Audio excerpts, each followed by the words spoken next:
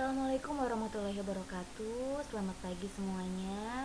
Hari ini mata pelajaran Ibu yaitu akuntansi lembaga atau akuntansi pemerintah. Untuk agenda hari ini Ibu akan sedikit menjelaskan mengenai bab 2 yaitu desa dan keuangan desa. Jadi pada materi setelah UTS ini kita bahas khusus mengenai yang berhubungan dengan desa, dari mulai keuangan, kemudian asasnya, apa saja pihak-pihak yang terlibat, siapa saja, kemudian bagaimana pengelolaan keuangan desa. Jadi alur desa itu berdiri, kemudian ada organisasinya juga, kemudian ada penerimaan pendapatannya juga dari pemerintah daerah, seperti itu. Nanti kita akan bahas di sini. Kita masuk. Sebelumnya minggu kemarin kan sudah Ibu jelaskan, bukan Ibu jelaskan, Ibu sudah memberi kalian tugas membaca bab 2 dan merangkum. Nah, jadi akuntansi lembaga atau akuntansi pemerintah ini banyak sekali teorinya. Jadi kalian hanya cukup membaca saja dan dipahami, berulang-ulang, insya Allah akan paham. Ibu jadi di sini hanya menjelaskan sedikit, jadi selebihnya kalian baca dulu, kemudian Ibu jelaskan sedikit. Nah, jadi desa ini merupakan representasi masyarakat terkecil yang sudah ada, merupakan bagian dari Indonesia juga ya. Nah, itu pengertian dari desa itu sendiri. Sebenarnya di sini banyak sekali ya teorinya, bisa dibaca. Nah, Ibu akan menjelaskan yang penting. Nah, ada perbedaan desa dengan kelurahan, bisa dibaca di sini. Dari mata pencarian penduduk atau pekerjaannya, mayoritas kalau di desa ini mata pencariannya agraris alias petani dan lebih homogen, artinya satu jenis pekerjaan itu aja. Nah, kalau di kelurahan mayoritasnya di sektor jasa atau industri dan lebih heterogen, bermacam-macam ya. Kemudian kedudukannya ini, desa ini bukan bagian pemerintah daerah, ingat ya, bukan bagian pemerintah daerah, jadi bukan SKPD atau unit kerja. Kalau kelurahan merupakan bagian dari pemerintah daerah. Kemudian ada pemilihan pimpinan. Nah, kepala desa biasanya dipilih langsung dari masyarakat. Kalau di kelurahan biasanya lurah ditunjuk oleh kepala daerah. Jadi berhubungan dengan pemerintah daerah itu di kelurahan. Kemudian pengawasannya di bawah pengawasan BPD, Badan Permusyawaratan Desa, atau perwakilan dari masyarakat. Aduh, WA-nya keluar ya Ibu ya, sebentar ya Ibu close dulu.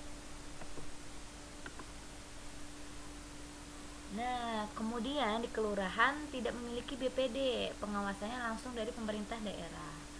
Status kepegawaiannya bukan PNS atau SASN ya. Dan kalau kelurahan, seluruh aparatnya merupakan PNS atau ASN. Pembiayaannya pun di desa, sumber pendapatannya terdiri dari PA, penggunaan anggaran desa, dana desa, ADD, alokasi dana desa, bantuan keuangan. Kemudian dari kelurahan, sumber pendapatannya untuk pengeluaran atau belanja berasal dari pemerintah daerah, jadi berhubungan dengan pemerintah daerah. Dipahami ya, jadi di situ perbedaannya. Nah, nanti sisanya bisa dibaca oleh kalian. Kemudian di sini ada kewenangan desa. Nah, ada pemerintah supradesa. Walaupun desa ini bukan bagian dari pemerintah daerah secara langsung, tapi desa harus memiliki hubungan koordinasi, harus ada komunikasi dan administratif dengan pemerintah yang ada di atasnya, atau yang disebut dengan pemerintah supradesa. Nah, pemerintah supradesa ini terdiri dari pemerintahan kecamatan, pemerintah kabupaten kota, provinsi, dan pemerintah pusat. Nah, setiap tingkatan pemerintah supradesa ini memiliki fungsi pengawasan dan pembinaan kepada pemerintah desa, ada undang-undangnya ya. Nah, untuk mengelola keuangan desa sudah ada undang-undang yang mengatur pengelolaan keuangan desa. Siklus pengelolaan keuangan desa meliputi perencanaan, nih siklusnya ya, perencanaan, pelaksanaan, penatausahaan, pelaporan, dan pertanggungjawaban dengan periode 1 tahun anggaran dimulai dari 1 Januari sampai dengan 31 Desember. Jadi siklusnya ini ada perencanaan. Untuk mengelola keuangan desa ada siklusnya, seperti dengan akuntansi ada siklusnya. Di pengelolaan keuangan desa, siklus pertama yaitu merencanakan, menganggarkan, melaksanakan penatausahaan, pelaporan, dan pertanggungjawaban. Di sini sudah ada penjelasannya ya.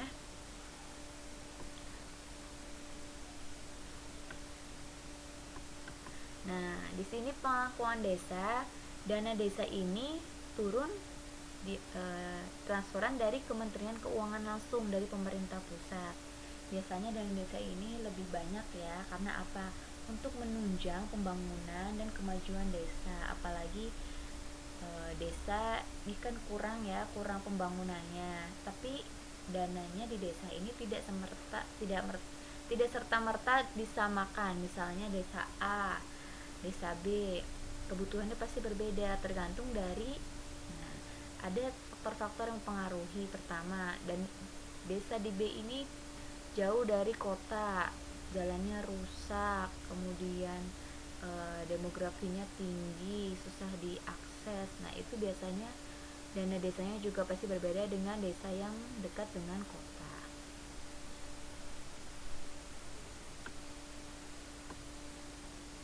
Nah, di sini dalam mengelola keuangan desa, praktik-praktiknya yang baik harus didasarkan pada asas-asas. Sama halnya dengan akuntansi, dalam membuat laporan keuangan harus transparan, artinya terbuka terhadap masyarakat nih, laporan keuangannya bisa diakses oleh elemen-elemen masyarakat desa. Jadi tidak menimbulkan kecurigaan. Nah, namanya juga transparan, artinya keterbukaan, jujur, memberikan informasi sebenarnya. Kemudian akuntabel, artinya pertanggungjawaban. Nah, laporan yang sudah dibuat keuangan desa ini harus dapat dipertanggungjawabkan isinya. Karena tadi harus terbuka, makanya dengan keterbukaan itu benar nggak nih isinya. Makanya kita sebagai akuntan desa dalam mengelola keuangan desa ya harus akuntabel, artinya isinya pun dapat dipertanggungjawabkan ke masyarakat. Ada partisipatif, penyelenggaraan pemerintah desa harus mengikutsertakan kelembagaan desa dan unsur masyarakat desa. Jadi dalam mengelola keuangan desa ini tidak boleh sendirian, melainkan harus ada rapat kerjasama antara elemen dan masyarakat desa. Kemudian tertib dan disiplin ya. Pengelolaan keuangan desa harus mengacu pada aturan pedoman yang melandasinya. Artinya sudah ada aturannya, tinggal diikuti saja. Nah, di sini ada susunan organisasi dan tata kerja pemerintah desa. Biasanya desa di sini dipimpin oleh seorang kepala desa.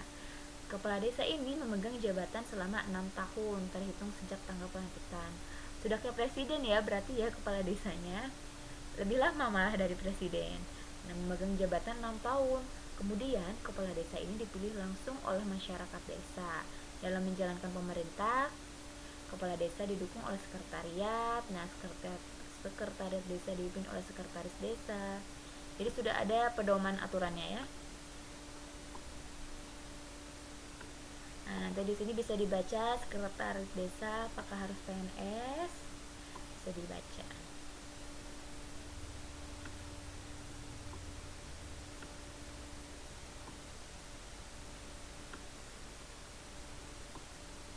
Nah, ini job desk dari kewenangan kepala desa dan unsur masyarakat desa lainnya. Kepala desa di sini menetapkan kebijakan tentang pelaksanaan APBD atau anggaran pendapatan belanja desa. Jadi fungsinya menetapkan, memberikan keputusan ya. Nah, sekretaris desa ini biasanya menyusun rancangan peraturan desa, lebih kepada administratif. Kepala seksi di sini bisa dibaca. Ada bendahara desa juga. Biasa ya, berhubungan dengan keuangan, ada pemasukan, ada pengeluaran. Nah, jangan kaget juga di pengelolaan keuangan desa ini banyak sekali undang-undang yang mengatur. Ibu tidak mengharapkan kalian menghafal, toh ibu juga tidak hafal, jadi sekedar kalian baca dan tahu saja gitu. Siapa tahu nanti kalian bekerja di sektor desa, ya kan? Jadi biar kalian nggak kaget, oh ternyata desa ini seperti ini tata cara pengelolaan keuangannya. Kemudian di desa ada namanya Badan Permusyawaratan Desa. Biasanya kalau misalnya di pemerintah daerah kan ada Badan Permusyawaratan Daerah BPD. Ini desa. Nah, ini Badan Permusyawaratan Desa ini kedudukannya mempunyai fungsi yang penting. Mengapa penting? Karena setiap kebijakan harus dirundingkan dengan elemen kepala desa, masyarakat desa yang terhimpun dalam Badan Permusyawaratan Desa.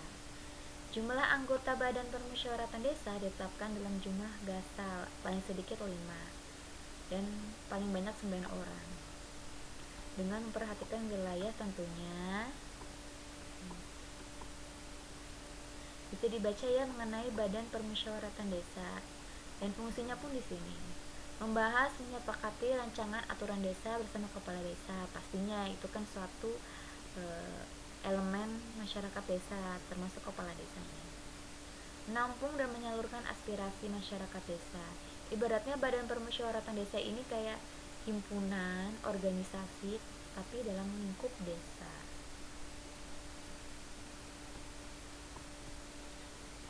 Nah, kelembagaan masyarakat desa antara lain RT, RW, Karang Taruna, Posyandu. Ini namanya lembaga masyarakat desa. Fungsinya sudah ada ya, tugasnya ya, melakukan pemberdayaan masyarakat desa. Jadi masyarakat desa ini lebih produktif dengan adanya tadi kegiatan-kegiatan Posyandu. Seperti itu. Nah, sebenarnya ibu hanya sedikit saja menjelaskan.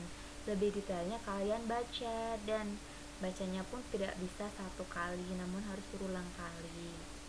Tapi ya kalian belajarnya santai aja, yang penting masuk dan jangan dibikin pusing ya. Karena di sini akuntansi pemerintah di SMK hanya sekedar kalian tahu bagaimana sistem akuntansi pemerintah. Untuk lebih dalamnya nanti kalau kalian belajar di perguruan tinggi. Oke? Mungkin seperti itu penjelasan bab akuntansi pemerintah desa dan keuangan desa. Jika ada pertanyaan nanti silakan ditanyakan di grup, dan mohon maaf apabila ibu dalam penyampaian kata agak salah, banyak salahnya ya, agak belibet karena terlalu cepat mungkin, dan banyak kata-kata yang kadang kurang kalian mengerti. Mohon maaf, dan mohon maaf juga jika pesan suaranya ini tidak jelas karena laptop ibu masih rusak. Mohon maaf. Semoga kalian tetap semangat belajarnya dan jaga kesehatan. Wassalamualaikum warahmatullahi wabarakatuh.